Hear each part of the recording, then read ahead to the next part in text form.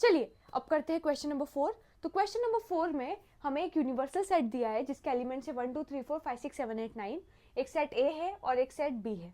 हमें वेरीफाई करना है, क्या वेरीफाई करना है? पहला कंडीशन ए यूनियन बी का complement is A complement intersection B complement, और दूसरी कंडीशन ए इंटरसेक्शन बी का complement will be equal to A complement union B complement. ठीक है, वेरीफाई करने के लिए क्या करना है? हमें LHS की वैल्यू निकालनी है, हमें RHS की वैल्यू निकालनी है, and then we have to say okay LHS इक्वल to RHS, hence we have verified. ठीक है, तो सबसे पहले क्या करते हैं, इसमें क्या हमें नीडेड है? ए यूनियन बी चाहिए, ए कॉम्प्लीमेंट चाहिए, बी कॉम्प्लीमेंट चाहिए। तो सबसे पहले अपन ए यूनियन बी की वैल्यू निकाल लेते हैं। मतलब ये सेट में क्या आएगा, वैल्यू का मतलब इधर मैं बोलना चाह रही हूँ कि ए यूनियन बी में क्या क्या एलिमेंट्स आएंगे। तो पहले हम ए यूनियन बी का रिजल्टेंट निकालते हैं, सेट क्या आता है। तो ए यूनियन बी में हमको क्या करना है, ए के सारे एलिमेंट्स लिख देने और बी के भी सारे एलिमेंट्स लिख देने। तो शुरू करते हैं 2 4 6 8। चले, ए के सारे एलिमेंट्स लिख दिए, बी के भी लिख देने हैं, बस हमें मेक श्योर करना है कि कोई भी एलिमेंट हम रिपीट ना करें। तो 2 3 5 और 7, 2 ऑलरेडी है, 3 5 और 7, ये हमारा क्या आ गया, ए यूनियन बी। ठीक है, अब मैं बोलती हूँ ए कॉम्प्लीमेंट।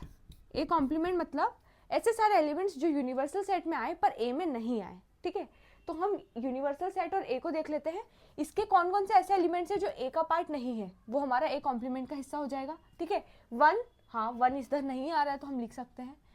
2 आ रहा है तो 2 हमें नहीं लिखना है क्योंकि वो ए का हिस्सा है, हमें वो एलिमेंट्स लिखने हैं जो ए का हिस्सा नहीं है। ठीक है, 3, हाँ 4 आ रहा है नहीं लिख सकते, 5 6 आ रहा है नहीं लिख सकते, 7 8 आ रहा है नहीं लिख सकते, 9। ठीक है, तो ये 5 एलिमेंट्स हमारे हो गए ए कॉम्प्लीमेंट के। अब हम निकालते हैं बी कॉम्प्लीमेंट। तो बी कॉम्प्लीमेंट में हमें यूनिवर्सल सेट के ऐसे सारे एलिमेंट्स निकालने हैं जो यूनिवर्सल सेट का हिस्सा है पर बी का हिस्सा नहीं है। ठीक है, तो उसके लिए हम बी को देखेंगे। तो बी में क्या है, 2 3 5 और 7। तो 2 3 5 7 को छोड़ के हमें इसके सारे एलिमेंट्स लिख देने हैं।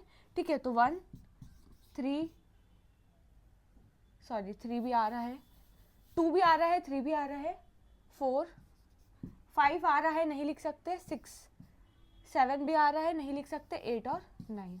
ठीक है, देखिए बी और बी कॉम्प्लीमेंट में एक भी एलिमेंट नहीं सेम होना चाहिए। ठीक है, ऐसे सारे यूनिवर्सल सेट के एलिमेंट्स जो बी का हिस्सा नहीं है, तो देखिए 1 लिख लिया, 2 नहीं लिख सकते, 3 नहीं लिख सकते, 4 लिख लिया, 5 नहीं लिख सकते, 6 लिख लिया, 7 नहीं लिख सकते, 8 और 9 लिख लिया। ठीक है, तो ए कॉम्प्लीमेंट आ गया, बी कॉम्प्लीमेंट आ गया। अब हमें क्या करना है, इस केस में A complement intersection B complement निकालना है। ठीक है, A complement intersection B complement, इसका मतलब इन दोनों का इंटरसेक्शन निकालना है।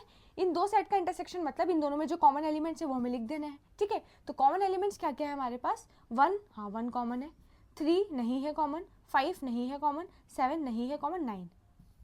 चलिए 2 एलिमेंट्स हमें मिल चुके हैं जो कॉमन है। एक और चीज़ हमें क्या करनी है, इसका कॉम्प्लीमेंट निकालना है क्योंकि LHS में हमें ए यूनियन बी का कॉम्प्लीमेंट बोला है।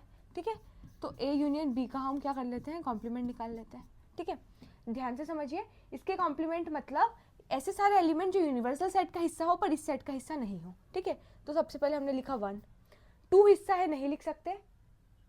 ठीक है, 3 भी हिस्सा है नहीं लिख सकते, 4 भी हिस्सा है नहीं लिख सकते, 5 भी हिस्सा है नहीं लिख सकते, 6 भी है, 7 भी है, 8 भी है, 9 लिख सकते हैं। ठीक है, बात समझ में आ रही है। तो हमने ए यूनियन बी का कॉम्प्लीमेंट निकाल लिया। अब हमें वेरीफाई करना था ए यूनियन बी का जो कॉम्प्लीमेंट है वो A complement intersection B complement है। मैंने इसको बोली इक्वेशन 1, इसको बोली इक्वेशन 2।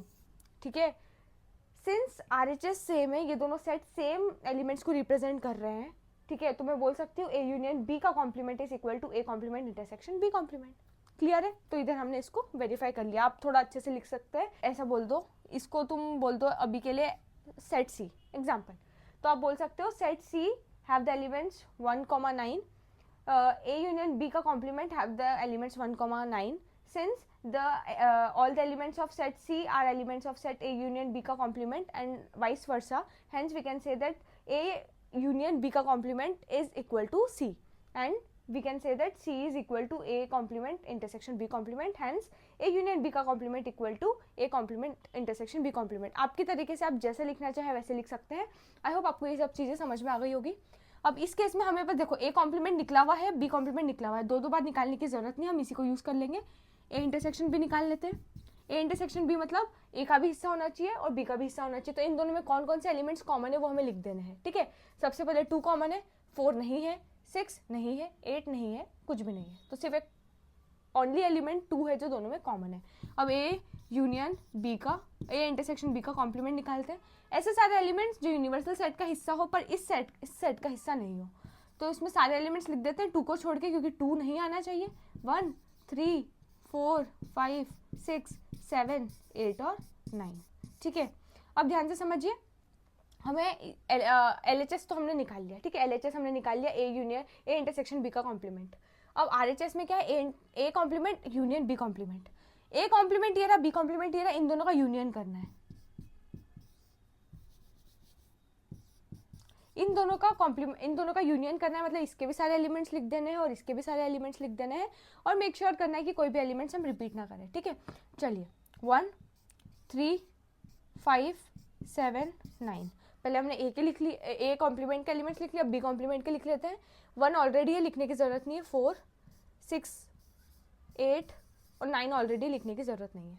अब हम सिर्फ ये मेक श्योर करते हैं क्या ये दोनों सेम है। हाँ, 1 1 3 3 4 4 5 5 6 6 7 7 8 8 9 9, सिर्फ इन दोनों में ऑर्डर चेंज है, ठीक है। और हमें पता है कि ऑर्डर चेंज होने से हमारे सेट को कोई फर्क नहीं पड़ता है, तो हम बोल सकते हैं कि ये वाला सेट और ये वाला सेट दोनों ही सेट का रिजल्टेंट जो भी है वो दोनों के एलिमेंट्स क्या है, एग्जैक्टली सेम है, तो ये दोनों आपस में क्या होंगे, इक्वल होंगे, ठीक है। तो हमने इसको भी वेरीफाई कर दिया कि ये वाला LHS is equal to RHS, मतलब LHS वाला सेट इक्वल टू RHS वाला सेट, और इधर भी हमने प्रूव कर दिया कि LHS वाला सेट इक्वल टू RHS वाला सेट। तो हमने दोनों ही केस में अच्छे से वेरीफाई कर दिया है। आई होप आपको अच्छे से समझ में आया होगा।